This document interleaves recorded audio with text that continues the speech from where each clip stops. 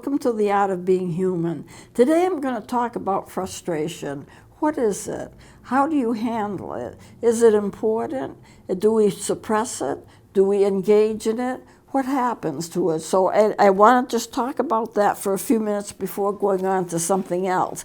Now, the definition of frustration is not being able to meet a goal. That's the general definition of it.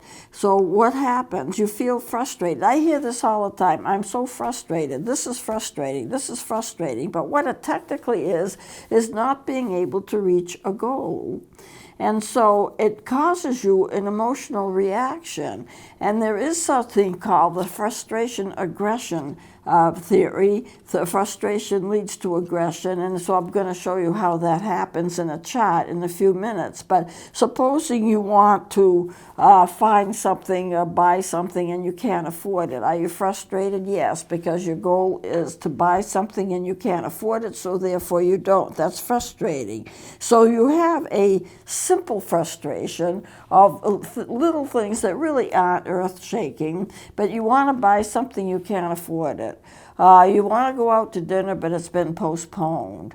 So you can't do that. It's just these little irritating things can cause you to be frustrating. And then you have more significant frustrations. You can't get into the school that you wanted to get into.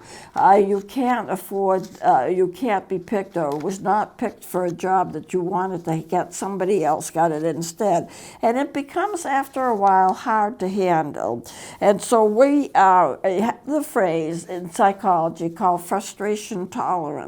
How much frustration can you stand before something happens, before you break down under the pressure of it? That's called frustration tolerance. This is what we can stand, this is what we can't stand. So at this point, I'm going to show you a chart here that I have. It's just something I kind of made up. But let's suppose this here, this is a baseline. There's no frustration. This is just your ordinary life. Something frustrates you, and so we put a little check mark there. More and more and more things frustrate you, and you get to the point, if you keep adding, that you get to the point where this is your level, frustration tolerance level. This is how much you can actually take.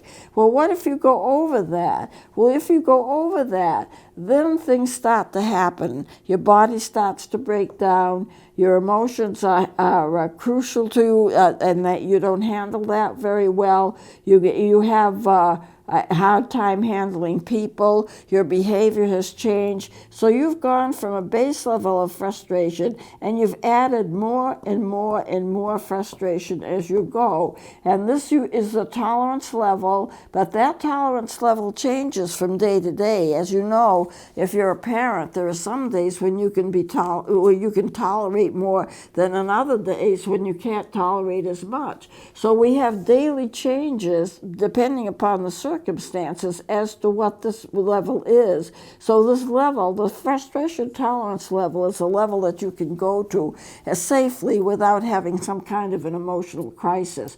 Once you get beyond that, you get into some kind of an emotional crisis.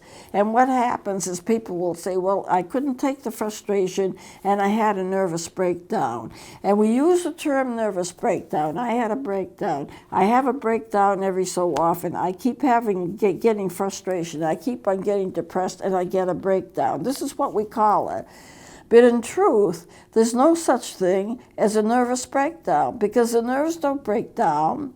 You're functioning in a different kind of way. You're either functioning in a neurotic way or you're functioning in a psychotic way. What's the difference between neurosis and psychosis? Well, in a neurosis, you're facing life, but you're not facing life very well, and you're having difficulties. But when you're psychotic, you've broken with reality, and for a part of time, maybe all the time, but at least part of the time, you are not facing reality right, and it's like you've lost contact with reality. You know, I talked to you 2 or 3 segments ago about one of my students who was seeing golden bees and golden bugs walking up a wall. He was having a hallucination. It wasn't happening, but he thought it was happening. And people who have the hallucinations are going to believe that the hallucinations are reality. They're not necessarily going to realize that they're not in reality. They're in a whole separate mode. Now, I know that there are some people who feel that people who are having hallucinations are like fragments of memories of things that happened to them that were traumatic in the past. I don't know if that's always the case. I can see maybe sometimes, but I don't know that that's always the case. But when you get beyond what you can take, then you start acting differently.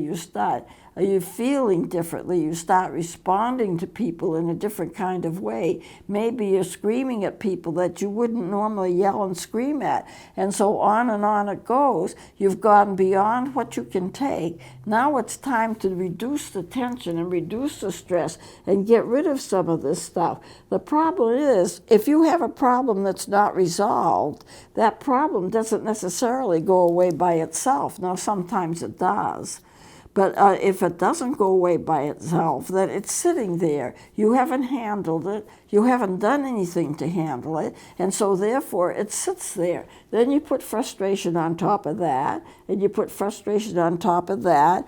And what happens in the midlife crisis, and I've mentioned this before, but I think it's a good example, you have crises, and there's certain kinds of challenges that every age group meets. It's typical of the age.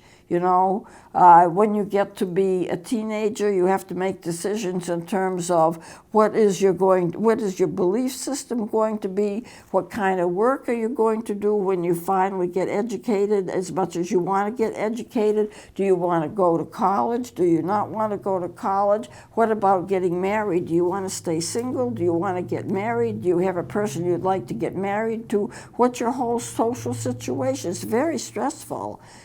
But those decisions form a part of what you're going to be for the rest of your life. So they're important decisions.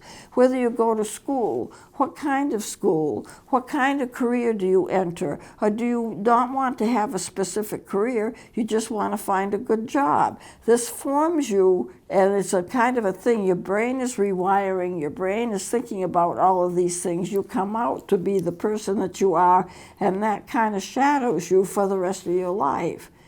So each age has its crises, its own crises that are typical of that age.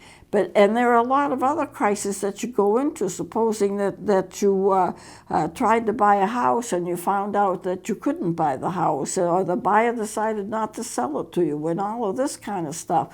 And there are a lot of everyday crises that you meet, but it's frustration, not meeting the goal. I think we use the term frustration anytime we don't feel well about something that's going on.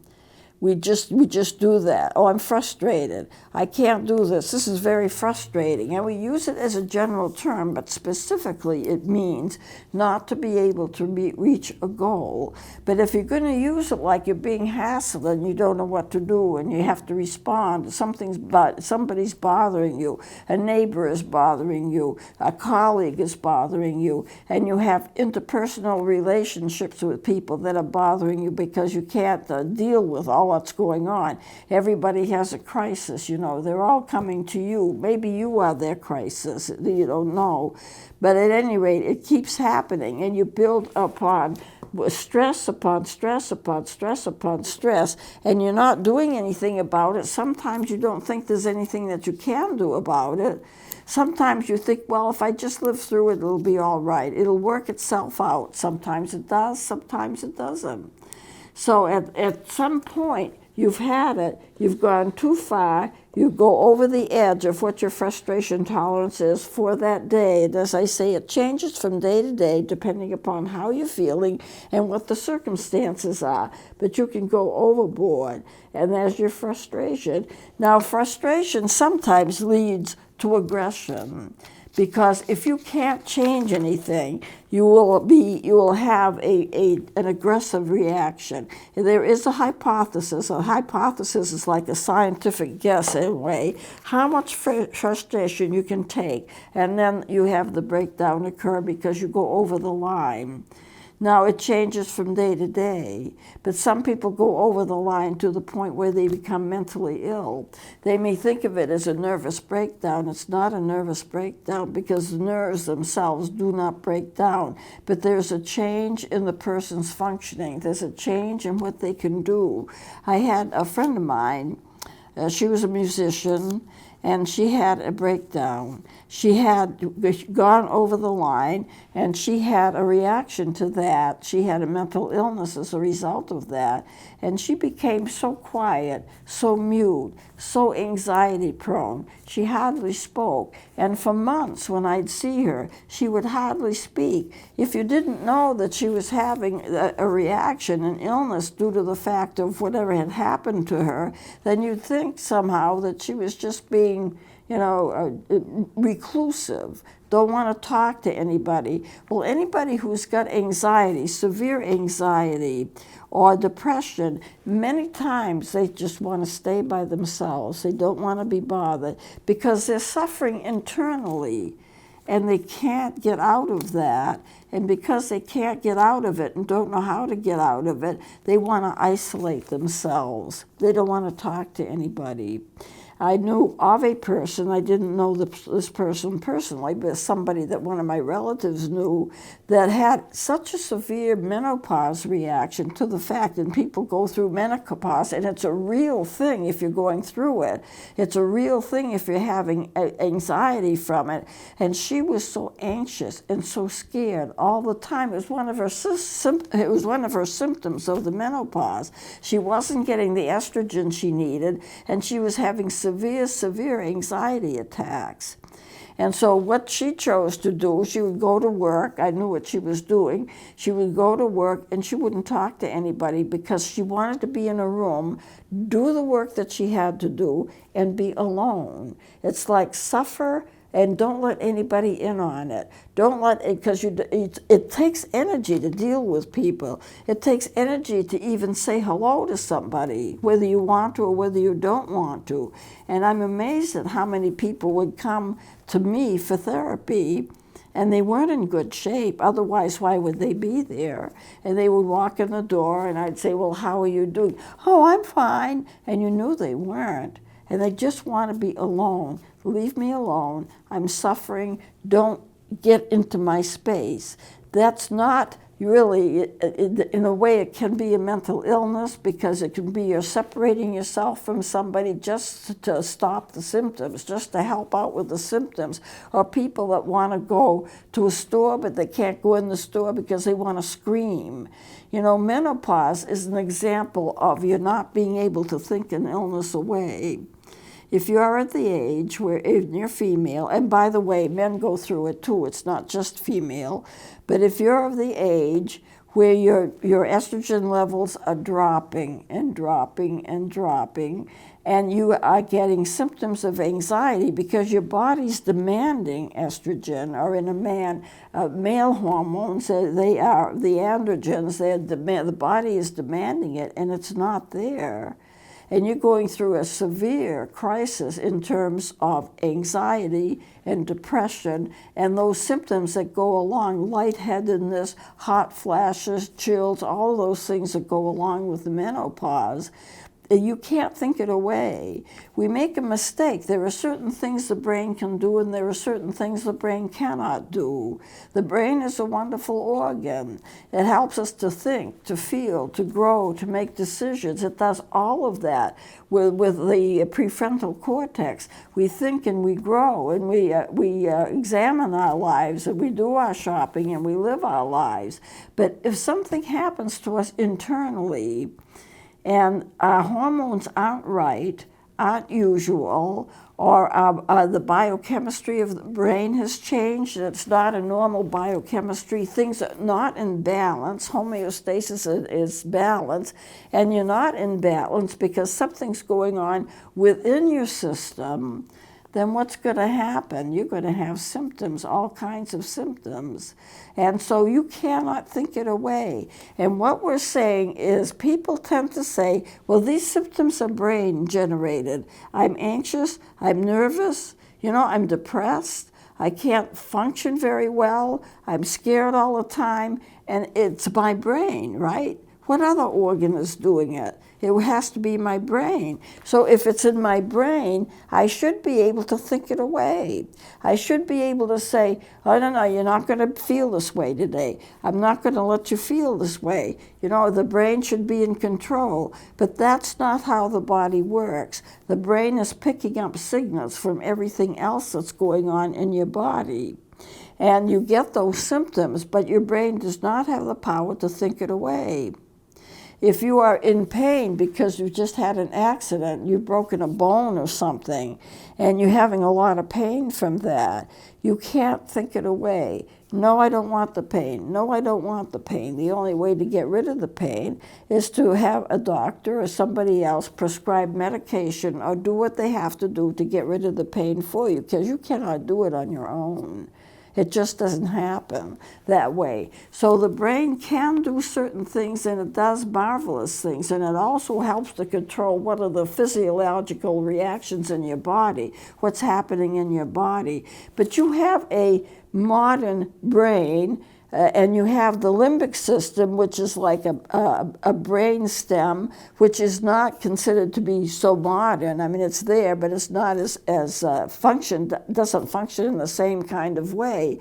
And so, and I've talked to you about the amygdala that stores all of the emotions that you feel, and it's like a fright and flight mechanism in your brain. And so your brain is thinking about what's going on, but the emotions are coming from a more primitive part of the brain, the limbic system, the amygdala. So what you have to do is remember that you are a rational person, but you are governed more or less by the primitive parts of the brain which share your emotions. When you are reliving your past pain, and that's the way that I phrase it, you are living the emotions that you had years and years ago over something bad that happened to you. And when you have those emotions, you can't just shut them off. You can't just say, well, you know, that's old, and therefore I choose not to suffer from that. But it keeps coming up because it hasn't been resolved. Now, some of the newer therapeutic therapy helps us to manage those kinds of things, and I mentioned that in the last segment. I'm going to get to them. I'm not going to teach you how to do them, but if you're interested in EMDR, which is one of them, Happening, which is another one, and when I get to it, I'll be mentioning both of them more in detail. You will find a way to distract yourself so that the emotional tension goes down even as you're thinking about them with your more rational brain, which is in the frontal cortex. The back of the brain is more primitive. It has to do more with emotionality and fear and running away from problems, getting frightened, whereas the higher, more complex brain, which is in the cortex, will do the rational thinking about something, reasoning about something, but you can't really talk yourself out of something that you're experiencing. Your emotions are your emotions. Your brain is creating them in a way. Your glands also are creating them. All the hormones and the biochemistry of the brain and the body are involved with it. You are a total being, and as a total being, you just can't step away from that. There are ways of handling it, there are ways of dealing with it, there are ways of healing it. And on the last segment, I talked about this little dog who got used to a human touch when he was afraid before and got healed of that. We have to face the emotions that we face, and we're afraid of them. And what we do sometimes is that we are fearful of the fear. You know, it's like a secondary thing. Something happens to me, and now I'm afraid of it because of the fact that I'm afraid of it. I'm afraid that the symptoms are going to come back as a result of it. And when I have the symptoms, do I want? I want the relief from the symptoms. I may or may not know or understand what caused them to begin with. I may or may not want to know what happened. I may remember part of it, but not all of it. I may remember all of it, although that would be unusual if I did. And remember, you can't always trust your memory, because the brain has a way of tricking it. The brain has a way of looking at it in a different point of view. You may not be able to think of it, of an event, as how it really happened. You may twist it somewhat. Why? Because the brain is doing it. So you can't always trust your emotions as being true. You can't always trust your memory as being true, because the body is acting as a unit, and it may be twisting things around. Supposing that you were in an accident and you think you remember the whole thing. What you remember appears to be like the whole thing, but it may not be the whole thing. They may be segments that your brain has repressed. Forced forgetting is repression. And the reason for that is that the brain may not want to face, and may not want to face something. And so therefore it represses it. And so now it's in the subconscious, not the conscious mind, but the subconscious mind. And the therapy can bring it up. But also it may bring up a twisted version of it that's not exactly right. So you can't always trust your feelings. You can't always trust your memory. I would say you can trust maybe a good part of it, but maybe not all of it. So you can end up by thinking and feeling something that's not exactly true, although it appears to you to be true. When you relive emotions, those emotions have a life of their own.